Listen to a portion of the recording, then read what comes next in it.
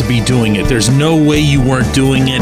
I was doing it. Everybody in the area was doing it. Good morning to you. Good Monday morning.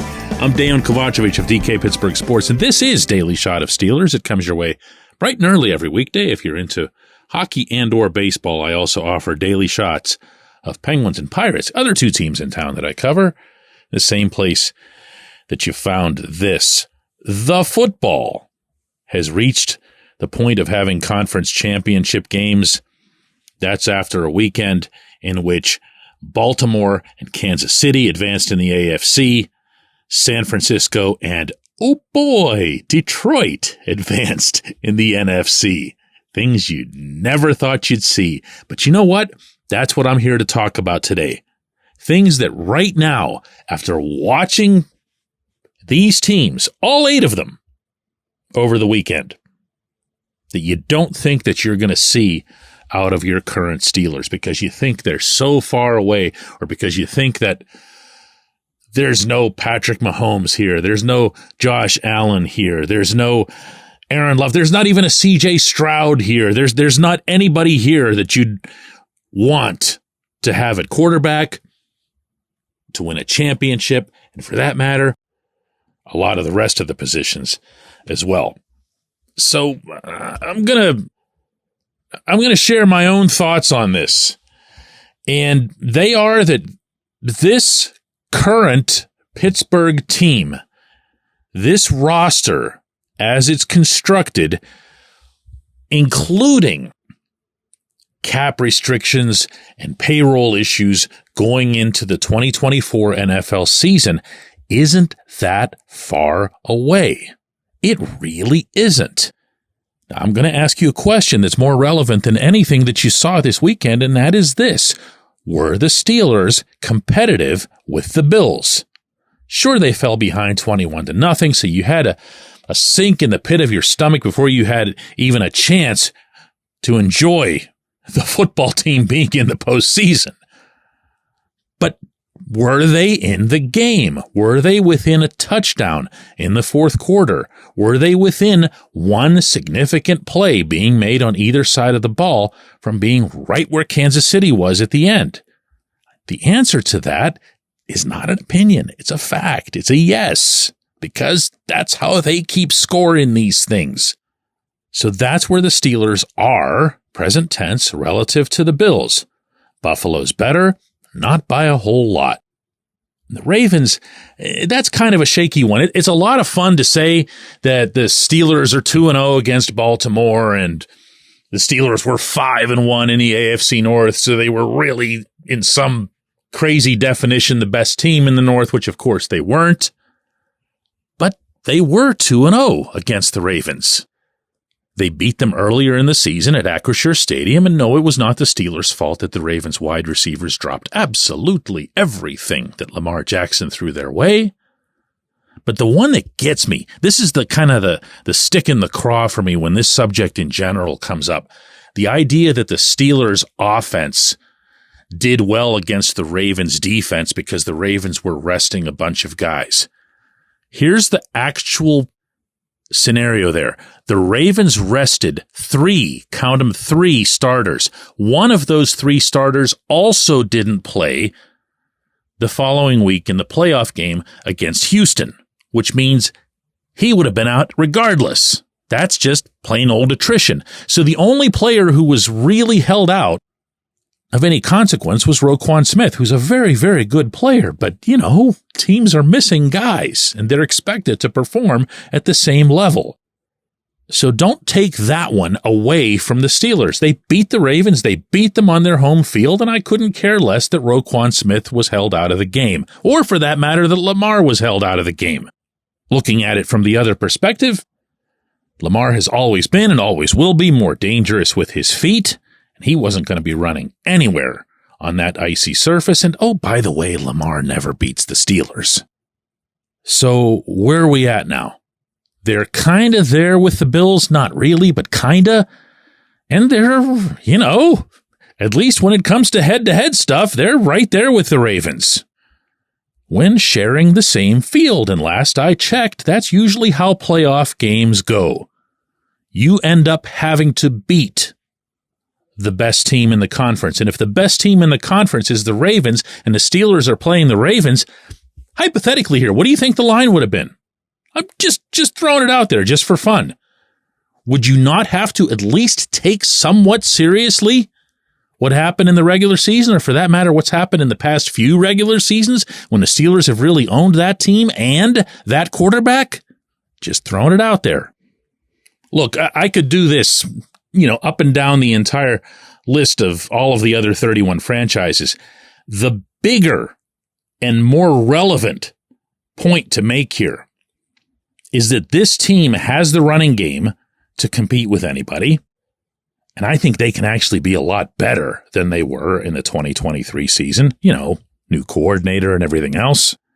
Maybe a new center, fortify the rest of the line a little bit. In the passing game, here again, I'll invoke the new coordinator, but don't make me bring up that other topic, We saw with our own eyes what this team looked like, what this offense looked like with a quarterback performing at an above average National Football League level.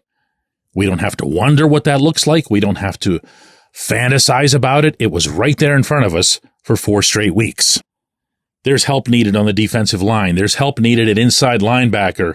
There's support, at least, needed at safety and the corner positions. All of which is, I think, rather routinely available through free agency and certainly through the draft. But I like what's here. I like the cap space that's going to be available to address what isn't. And I like Omar Khan. And if Mike Tomlin does follow through on even half of what he brought up in that press conference last week, then you're going to see at least some of the change that needs to take place when it comes to coaching and other front office type aspects. Is there ground to be made up? Oh yeah, definitely. Can they though? Oh yeah, definitely. When we come back, J1Q.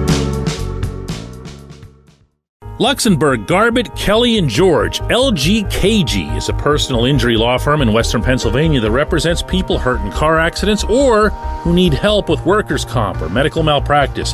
When the attorneys at LGKG make you a promise, they keep it.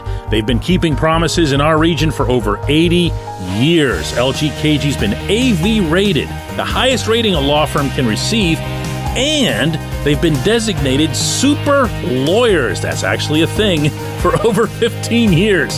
It's a rare combination. LGKG has offices in Cranberry, Newcastle, Beaver Falls, Butler, and Elwood City. Learn more about them by visiting lgkg.com or by calling 888-842-5454. LGKG.